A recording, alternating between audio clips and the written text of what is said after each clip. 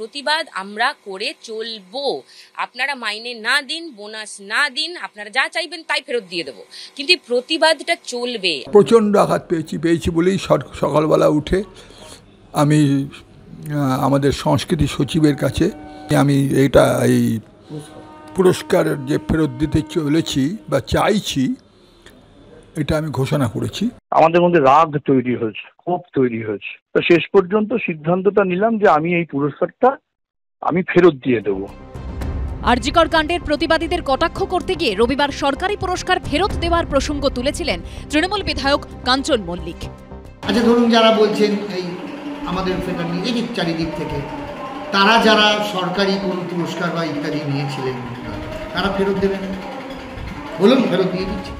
আর এই আবহেই একে একে সরকারি পুরস্কার ফেরাতে শুরু করলেন শিল্পীরা। রাজ্য সরকারের বিশেষ চলচ্চিত্র পুরস্কার ফেরানোর সিদ্ধান্ত নিলেন জাতীয় পুরস্কার প্রাপ্ত অভিনেত্রী সুদীপ্তা চক্রবর্তী। তথ্য সংস্কৃতি দপ্তরকে ইমেল করেও সে কথা জানিয়ে দিয়েছেন তিনি। ক্যাটালিস্টের কাজ করলো ওই বক্তব্যটা ওনার, এবং এত মিথ্যাচার, এত অন্যায়কে ঢাকার নির্লজ্জ প্রচেষ্টা এখনো চালিয়ে যাচ্ছেন ওরা। কিভাবে আমি জানাবো যে আমি এটার প্রতিবাদ করছি? তো আমার মনে হলো এটা একটা টুল যেটা আমি করতে পারি। হ্যাঁ, সম্মান আবার নিশ্চয়ই পাবো। আমার জন্য, আমার শিরদাঁড়াটা সোজা রাখার জন্য, বাবা মার কাছ থেকে যা শিখেছি সেটা রিইনফোর্স করার জন্য। নাট্যক্ষেত্রে রাজ্য সরকারের সর্বোচ্চ সম্মান দীনবন্ধু মিত্র পুরস্কার ফেরানোর সিদ্ধান্ত নিলেন নাট্যকার চন্দন সেন। পশ্চিমবঙ্গ নাট্য একাডেমির দেওয়া শ্রেষ্ঠ নির্দেশকের সম্মান ফেরাচ্ছেন নাট্য পরিচালক বিপ্লব বন্দ্যোপাধ্যায়। আমার বাবা 40 বছর ধরে সরকারি ডাক্তারখানার ডাক্তার ছিলেন। আমি জানি ডাক্তারদের কী ধরনের রেসপন্সিবিলিটি পালন করতে হয়। শুনতে পাচ্ছি আমার নিজে সবসময় ঘেন্না করতে ইচ্ছে করছে যে এই সময় আমি থাকলাম কেন, বেঁচে রইলাম কেন এত দীর্ঘদিন।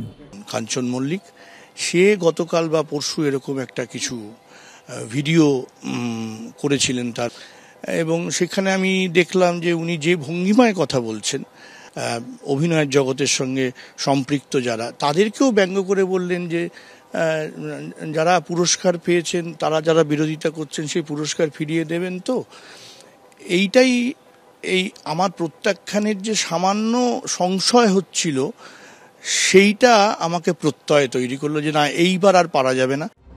আরজিকর কাণ্ডের প্রতিবাদে সরব কার্টুনিস্টরাও।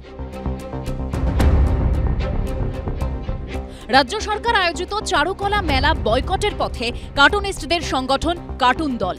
নভেম্বর মাসে রাজ্য সরকারের উদ্যোগে চারুকলা মেলা হওয়ার কথা, তার জন্য আবেদনপত্র জমা নেওয়ার কাজ ইতিমধ্যেই শুরু হয়েছে, কিন্তু আবেদনপত্র জমা দিচ্ছে না কার্টুন দল। এবছরটা একটু ভিন্ন, কারণ এবছরে আমরা আমাদের সদস্যদের মন ও মগজ কোনোটাই কিন্তু এই যে মেলা যে মানুষ আসছে বা এর যে আবহ এর সঙ্গে সামঞ্জস্যপূর্ণ হচ্ছে না। সেই জন্য আমরা এবারে সিদ্ধান্ত নিয়েছি যে আমরা এবারে চারুকলা মেলায় অংশগ্রহণের যে আবেদন সেটা আমরা এবারে করব না।